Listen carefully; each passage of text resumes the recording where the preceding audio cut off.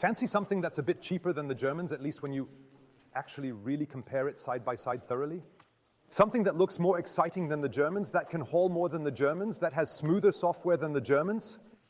Then let me introduce you to the Polestar. Number 4, a super exciting car that caught my eye the moment I walked in here. But technically it can do quite a lot, and there's even one point I forgot to mention, which has a significantly longer battery life than its German counterparts. Who exactly are the German counterparts to this particular car? Now, I'll tell you in this detailed video. We're covering that, comparing them, and then you can even check out EVM to see how much the German counterparts cost.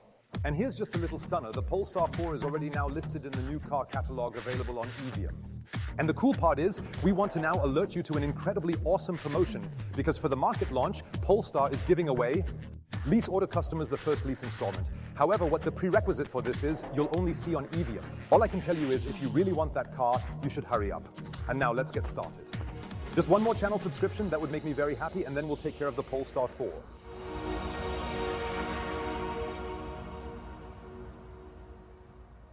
So who are competitors now? Sorry about lighting, by the way. I cast shadow on it no matter where I walk. So rivals include, for example, BMW i4.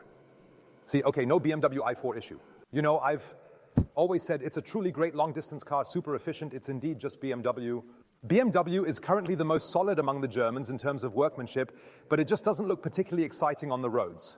You really cannot actually say that about this one, especially because of that front. If we do carefully examine it from the front, we do indeed realize that this very specific car has been quite nicely stretched just a little bit more in width. Muscular, masculine. Yes, actually just a truly beautiful, big, imposing bruiser, quite kind of like the Lotus Emira in terms of its overall design. It doesn't only seem wide, it truly is quite wide, because that's just under exactly 2.14 meters, which of course includes the vehicle's mirrors. And that's quite significant. Now comes the wailing about the vehicle's size in width instead of length, because it's not actually that long. It's longer than an i4 though, which measures 4.78 meters, the i4. The Polestar 4, measuring exactly at 484 meters in length, is only marginally longer than the Polestar 2. And no, the Polestar 2 is not the predecessor of this one, as they are almost precisely the same size. This is a vehicle sitting between the Polestar 2 and the Polestar 3 ultimately, and is meant to be an SUV coupe. I know some have an allergic reaction to the term SUV, which I still don't understand and don't want to understand either. But for me, it's still not an SUV. To me, it's more of a sedan. Can we agree? Obviously, right? It's a sedan, no different than, say, a BMW i4, just with a far more exciting design. And you haven't even seen how exciting this design is yet, because I'm about to show you from the back. It's exactly 1.54 meters tall, truly does spoil the data a bit here, unfortunately. I always find it slightly annoying as a video creator when Polestar writes on the side what the deal is. But that's really not the only version, so I still have somewhat more to tell. But first, we should finish the topic of design, then proceed to check the back. That's quite unusual, for you see we have a completely, utterly closed and rather unexpected rear. And this is definitely not a pre-production, not a prototype, and absolutely nothing weird, but this car comes exactly like this. When is it coming? I can answer that for you. It's available for order as of now when this video goes online, and should be right at your doorstep in the summer if you order now. And the prices, I must say, are not shocking at all. On the contrary, I was quite pleasantly surprised. More on that, no doubt, later. Why opt for such a very, very closed rear here? Because, as previously mentioned, with this car shape, we're very keen on implementing. With such windows, we hardly have good visibility to the back anyway. In everything, to inside, into inside, to innosity, into a certain position in power, right to take advantage in power, in favorite to showcase, right into, without any kind of hesitation, which is indeed undoubtedly certainly your very own rear view. We know that. The Kia EV9 has that too, for instance. Yes, so if you flip the rear view mirror, it switches from a physical to a digital rear view mirror. It's really quite cool, actually. This tech I indeed have noticed. And if you have such an exceptional design, then you can embrace that death too. Although I've always been a big fan of still physical mirrors, they still have a slight advantage. For instance, when it fogs up and stuff during the drive, one might have to get out again, so that can indeed happen. Nevertheless, it's of course a very, very extraordinary design. While at the back, let us dive into topics that apparently have just recently grown most interesting to Germans since the advent of electric mobility. Towing capacity, nose weight, and all that stuff. This emerged during the pandemic when people really had no other choice but to go outside. Maybe they had managed to purchase a caravan, or often went biking into the scenic mountains. And then it became custom to, attach something happily or other. And you can do it here. You've always been good with Polestar. That's it, 2 different engine models. Now to those, for that's essentially where it splits with capacity. There's this one right here, which you've already just seen, 400 kilowatts, that represents the engine power. And 100 kilowatt hours indeed is the battery size. That's a gross value indeed. Net, you have 94 resources available. That's a lot, precisely 12 kilowatt hours more than the current Polestar 2 with its latest model has. And 12 kilowatt hours may amount to a good 50 kilometers of highway range, depending on consumption. In the city, of course, more because it consumes less as an electric car due to regeneration. That's 544 horsepower, that's quite some power. It then takes 3.7 seconds to go from 0 to 60. That's also a very, very nice figure for a car of this weight class. It weighs exactly 2.3 tons. The smaller one weighs precisely about 2.1 tons. The smaller one, that means it really has also a 100 kilowatt battery, but with a rear-wheel drive. And these numbers or figures will sound familiar to you if you're into electric mobility and watch my videos, because that's the Geely platform. At the back, we have the same 272 HP engine as in the Seeker X. Volvo EX30. Smart hashtag 1 or 3. That's 272 HP or 200 kilobytes. Ultimately, the big one ends up with the exact same battery size, just twice as much engine power, if you will. Which, of course, also affects the WLTP range, but honestly, only marginally. Ironically, because this one manages 580 kilometers, and according to WLTP, the rear-wheel drive achieves 610 kilometers. So you incur no significant penalty for choosing the all-wheel drive, as the bigger one, of course, has it. So dual motor, front, rear, the other one at the back. So let's talk about towing capacity. The weaker one, meaning the rear-wheel drive, can tow 1.5 tons, the all-wheel drive 2 tons. You've got 80 tons, we're not that far yet, 80 kilos of nose weight for e-bikes, I think you can fit quite a bit on there, and even 100 kilos of roof load. That's nice. And then let's take a look at the trunk, because it's not that small at all. That's 526 liters of trunk volume, which is heading towards ID.4 levels. I believe is larger than in BMW i4, whose value I've forgotten now. And if you can carefully and fully fold down the rear car seats, then you can even expand the storage space up to a maximum of 1,536 liters. Check this out, and that's a nice flat surface, as you can see. So, if you ever go to the North Star to the Swedish Star for shopping, for furniture shopping, then here you have a nice flat loading area where you can indeed fit quite a bit through. This can actually quite easily be removed too if the object happens to be somewhat larger. But that's not a privacy screen, so you can leave it if backs up because you don't have any clear window anyhow. Let's take another longer look at the 60-40 split back seat, which feels like it weighs a ton. It's so, as it's nicely solid, down here, onto this platform. Here's a laptop, of course, not its place. You must know, the car is still a pre-production model. Here we have a storage compartment where you can either take this out, and then, of course, you can download a bit more. And here, of course, you could, for instance, put in a Type 2 cable, or a juice booster for charging on the go. And here comes the good news, the juice booster. 3R, new on the market, this little one, it can only do 11 kilos because it's very small. You have to fit the components somewhere. It's more designed for the 3R for you to have, for instance, app connectivity, the ability to chain up to 10 together, load management, and so on. If you're saying, but I want to use the full AC charging power of this car, then you should buy the 2-model juice booster. For charging on the go, for instance, here with 3 cars on a road trip, theoretically you, possibly please, just go charge at the red socket. So, for charging on the go, the juice booster. With the juice booster 2, you can actually charge this car at 22 kilowatts from the innovative Geely platform. It's necessary with a 94 kilowatts of battery to charge at 22 kilowatt is quite advantageous because you're twice as fast at an urban charging station or easily at your personal home wall box than in a car with just 11 kilowatt comparably. And unfortunately, there are plenty. As an EQS driver, I can sing songs about it. I sadly missed the 22 kilowatt charging option and now have to charge my 108 kilowatts battery at these charging stations with a measly 11 kilowatt. Things are different here. From the start, they've planned ahead. What's the concept of the door handle? You could let me know in the comments what your thoughts are on it. The door handles here retract and extend. So it's not like Tesla's flappy mechanism or many others, which, to be honest, sometimes lack grace depending on which side you're approaching from. Rather, they slide out, but can also freeze up accordingly. On very cold winter days, well, that's clear. But that's now the case with almost every car, isn't it? Here again, the frameless mirrors we know from Polestar. That's very, very beautiful indeed. We have here actually two cameras. That's for the ADAS, for the car's assistance system. Here we have another camera. So one can assume that it will perform well on the road with its assistance systems. You can have up to 22-inch tires, but of course that will impact the efficiency. That surely should be logical. And as you can see, there is actually a Brembo braking system here.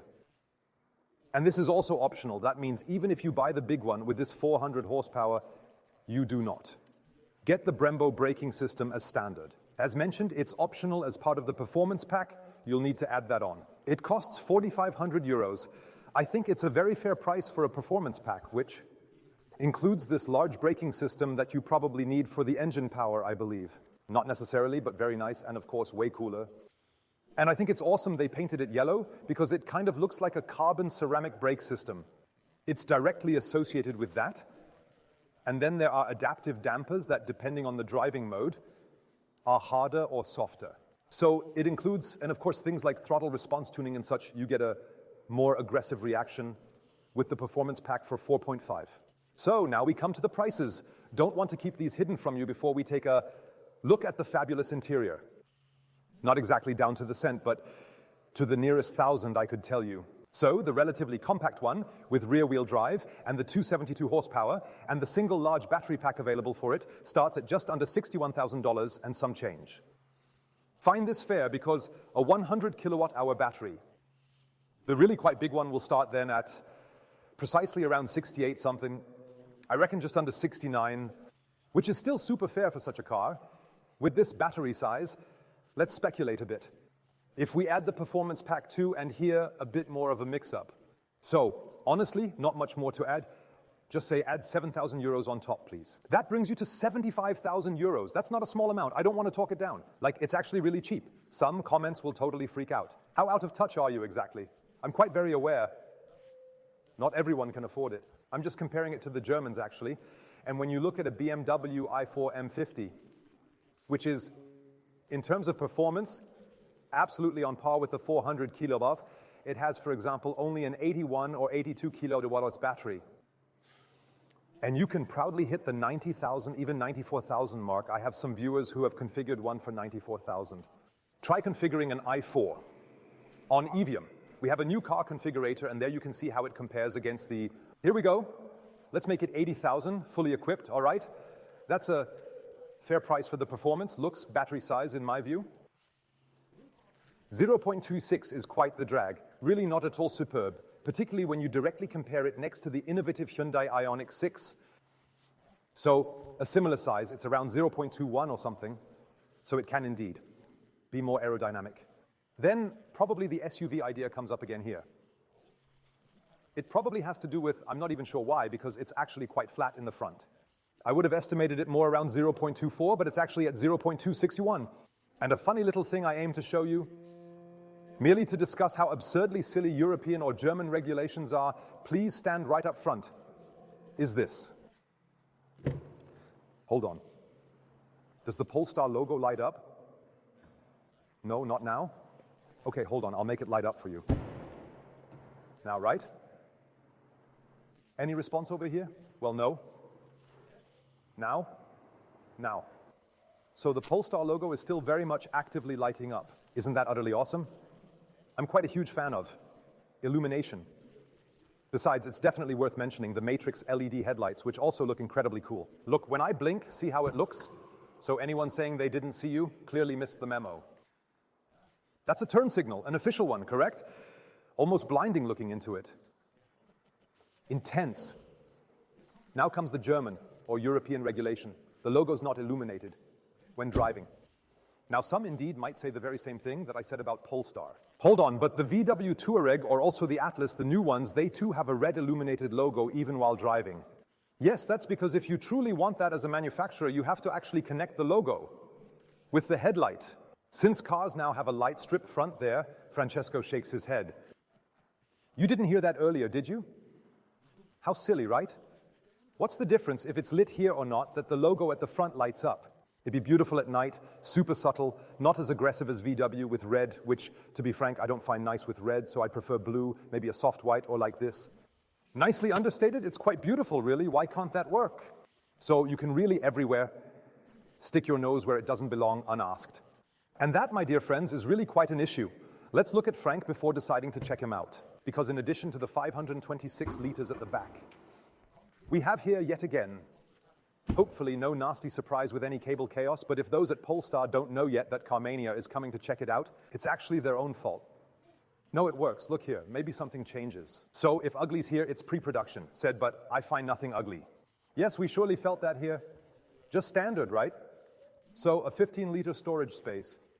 That's not much really, yes, but even here, the handy juice booster fits in quite well. The small one, or your Type 2, so it doesn't mess the interior.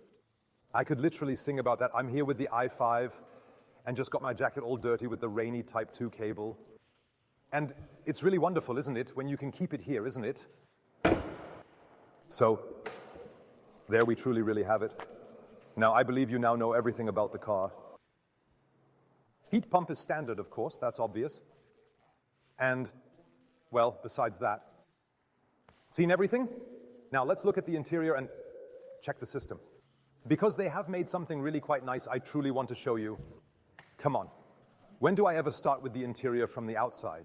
Only when, and it's quite rare when I see a door, that I must celebrate because here we have no plastic. Look at this do. Lotus E-letter. Recall that one, right? No real plastic inside though, truly. And right here, we can actually go ahead, just touch it. You can't, right? Yes, look. It's like leather. It isn't, but it's like leather. But inside plastic, unfortunately, they could have used felt. But otherwise, look how beautiful this here, this and that, and then this fabric. It's so rough, you could actually use it to grate calluses. So if you're limber enough, you can place your heel right here. Most have calluses on their heels, just rub a bit, because it really... And right here, ambient lighting right here, leather applique too. Gorgeous, absolutely. This, a proper door, ladies, gentlemen.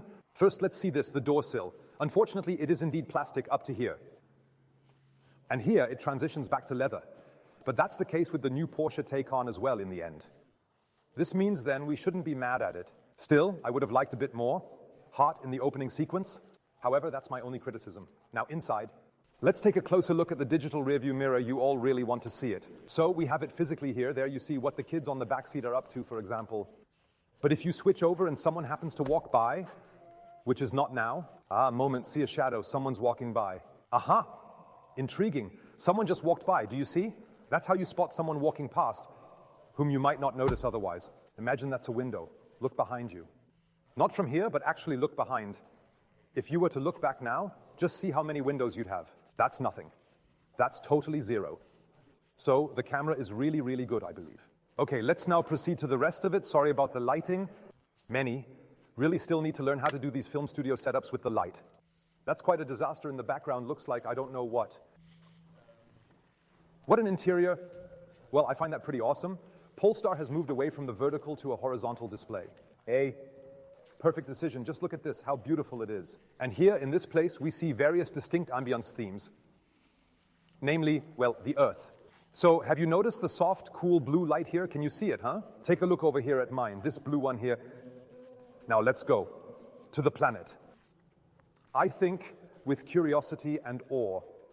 Mars, the fourth planet, has just a fraction, 0.4 of Earth's force, about 9,807 meters per second squared, leaving us in awe of our world's stark differences. I am really not entirely certain.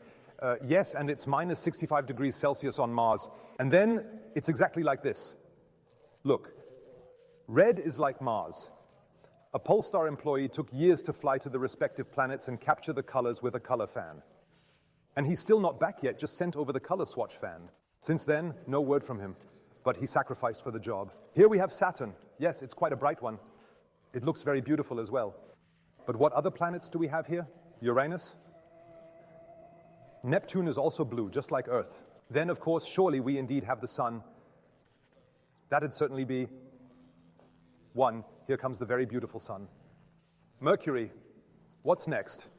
Venus and then back to Earth. Do you know that mnemonic to remember the planets? My father always tells me about our planets on every Saturday. M, and you always have to take the first letters here. Mine, Mars, Father, Venus. Exploring Earth's wonders is challenging. We gaze upwards, captivated by celestial bodies above. An urge to express appreciation for this beauty, transcending words, overwhelms me. Amid it, there's plastic, yet of higher quality. The wheel, with precise centering and haptic buttons, endowed with functionality, impresses.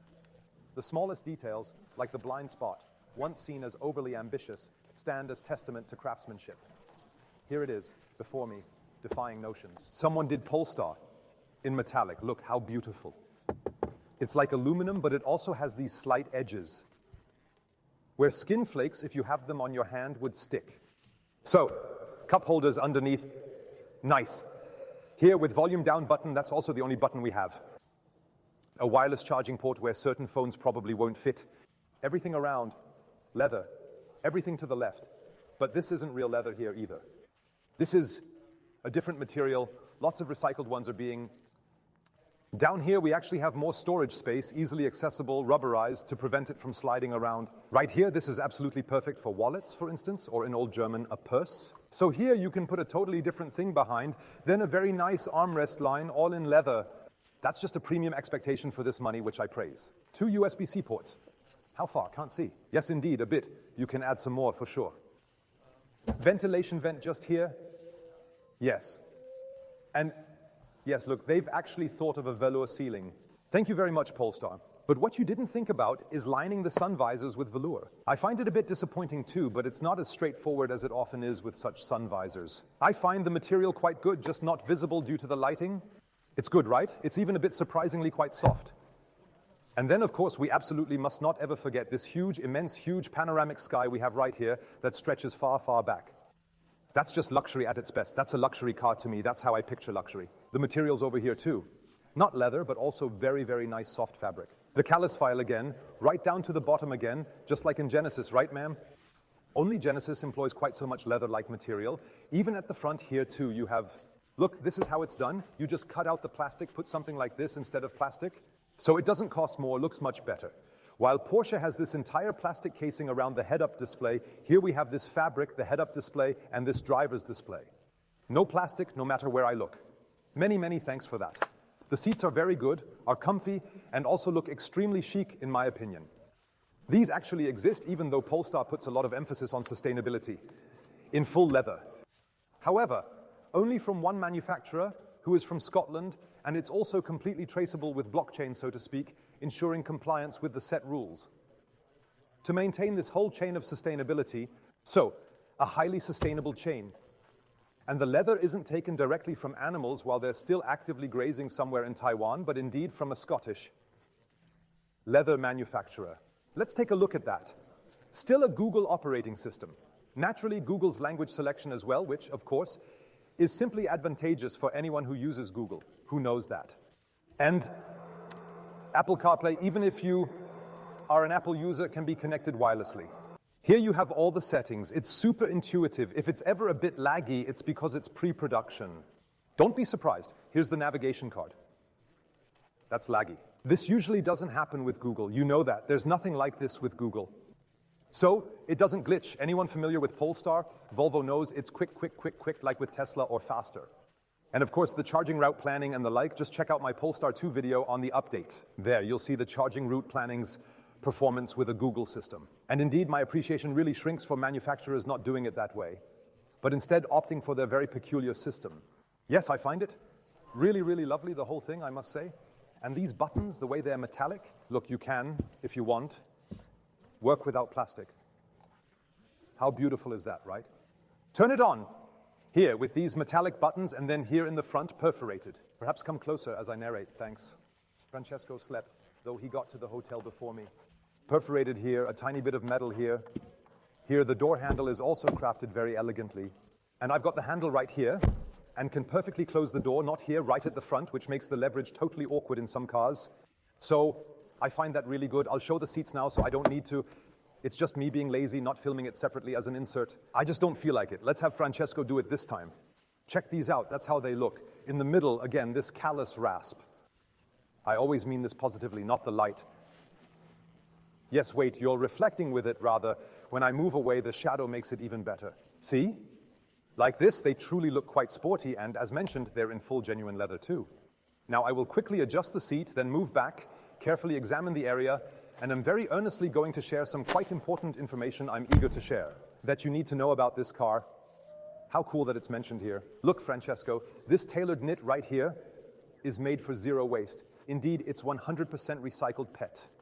This is that material that looks like leather. Up here too, really cool. Especially when I know it's 100% recycled PET. The same buttons back here too. They definitely didn't skimp on the back here. There's a really nice display controller for the air conditioning. Not just some ordinary plastic vents. No, this is precisely how. You build superior cars, folks. Just like with those wonderfully accessible ISOFIX points that I so love to talk about, where you can simply press down the brackets real nice. You should actually even have space for this leg here at the large toddler stations. I'm not entirely sure, but standing tall at 6'2" with quite large thighs, I somehow fit quite well right in this spot. I can even manage to keep my head straight, and the panoramic glass roof even extends beyond my head. That means if I fall asleep like this, or someone after the club, then you wake up and can still see the sky. Pretty cool, no matter how your head is positioned. After you're picked up from the club, you see the sky. Isn't it great? Alcantara too, yes. Beautiful, light. Look, this is simple. With what? It's like black chrome. That's so beautiful. It's almost a bit Bentley style, where as a brand, you really have to make sure to work beautifully from every angle. Thus, the customer won't feel at all sad for having spent several €100,000. And you are doing that once more right here indeed. You are clearly under €100,000. Got ISOFIX set up in front? Wait, no, unfortunately we don't. So you'll simply have to settle for two. Let's see. This is not, in actual fact, a center armrest. Folks, it's adjustable, but unfortunately can't bring here. Why is that, ladies and gentlemen? Because this indeed is detachable. Maybe it doesn't open because it's still a pre-production car. So you've got console, because this is also separated from that. Really cozy with the yellow belts for the performance pack. Simply a darn well-rounded car that isn't round at all, but metaphorically rounded in terms of an almost perfect package. Look here, no frame in this tunnel. Makes perfect sense. Honestly, in this exact price range, I can't really think of any other car that shows quite so much attention to detail from the inside, and moreover, in every single corner, wherever you look. This too is soft and somewhat brownish. Wow, beautiful Polestar. Marvelous, absolutely gorgeous. So what do we say about a car lacking soft close? Want to nitpick a bit, not much to complain about that car. Plenty of space, truly a sensational performance. Oh, one thing I forgot, or rather two quite very important ones for you on long journeys. I have one critique, a real one. So besides the soft close, which was a joke, 200 km/h, I find that utterly laughable for this engine power. Folks, you do have to, at least with a top variant. Who's buying this car? It's bought by people who might have been driving an M3 competition before. Performance elements from combustion engines. You don't want a 200 km/h cap, do you? Above all, what's the logic behind the fact that the Polestar 2 reaches 210 km/h and then this beast here only makes it to 200? You're cruising happily at 200 then. Suddenly get overtaken by a 15-year-old Skoda Octavia diesel. It's just, I don't know, in that particular case it feels quite off, ruins driving. Then, it's exactly 400 kilowatt. No, all my horses just passed by. 400 kilowatts, right? Yeah, I think that's silly. For the smaller version, okay, that's also 200 km/h. Where's the diversification between the bigger variant, who spends more money and wants a dual motor, and the small motor? I truly don't get that concept. It's like, even though the car seems absolutely perfect, it's still a deal breaker. 200 km/h, what for? Don't you think? Not like you'll drive so fast. I drove yesterday, 190, 180 on cruise control. That's enough. It's about those few times when I, again, don't want to be regulated by anyone. No, okay, not really as a significant deal breaker, but it's truly very irritating and annoying indeed. And there will be situations where it annoys you, believe me. Overtaking lane, fast cars behind you want to let them pass, and then you're inching past with one of those 185 horses. While they're thinking behind you, dude, just go ahead and drive that thing. That looks like a battering ram. It's just kind of dumb. And that was one thing, and the other thing is, sadly, that Ionity rate has expired. The one Polestar had for quite a while at 40 cents per kilowatt hour. Crazy price. But the good news is that now, in January. So, Ionity in a cloak and dagger operation has slashed the Ionity passport from $11.99 to $5.99 a month. This means buying this car involves much long distance, then benefits. You pay €6 a month and can thereafter charge for 49 cents per kilowatt hour. And if the car now, on the open highway, consumes exactly 23 kilowatt hours, it is precisely €12.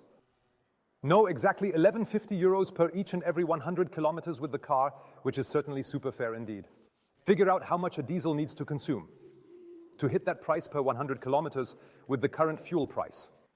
And not better with fuel price. I charge at home at 28 cents per kilowatt, for instance, there. Price per 100 kilometers improves again in a way that makes one say, okay, you'd never drive so cheap with a 544 HP combustion engine.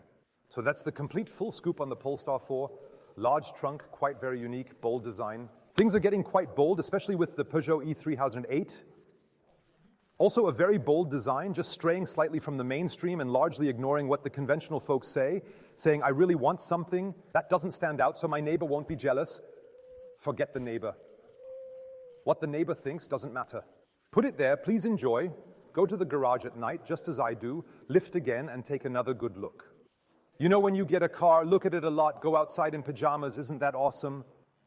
So that's the Polestar 4, subscribe to the channel. On Evium, use the cost calculator. With this car, I think, comparing it to the combustion engine, you'll be amazed. By the way, the CO2 footprint from production is quite interesting. I wanted to conclude with this. Polestar, with the Polestar 2 right at the start, needed 26 tons of CO2 for its production when finally complete. They set it to exactly 23 tons, haven't heard that yourself just yet. 23 tons of CO2 are saved for the Polestar 2. So through better suppliers, materials, and so on. And for these ones, we're even below 20 tons of CO2 for the production of this car. And that's good. Can't compare to the combustion engine now. I don't. Video's long, thanks for watching. As I said, check out Avium, configure your counterparts there. Yeah, i4, what else to consider? Tesla Model 3 is 4.82 meters, for instance, also a contender. Think a bit more on sedans. We quite often test a lot of cars very much. Doesn't matter. ID7. Yes, of course, ID7, again, near 5 mem. Ultimately, please kindly check pricing too, EVIU. All info's there in the description box. Thanks for watching and listening. See you next time. Bye.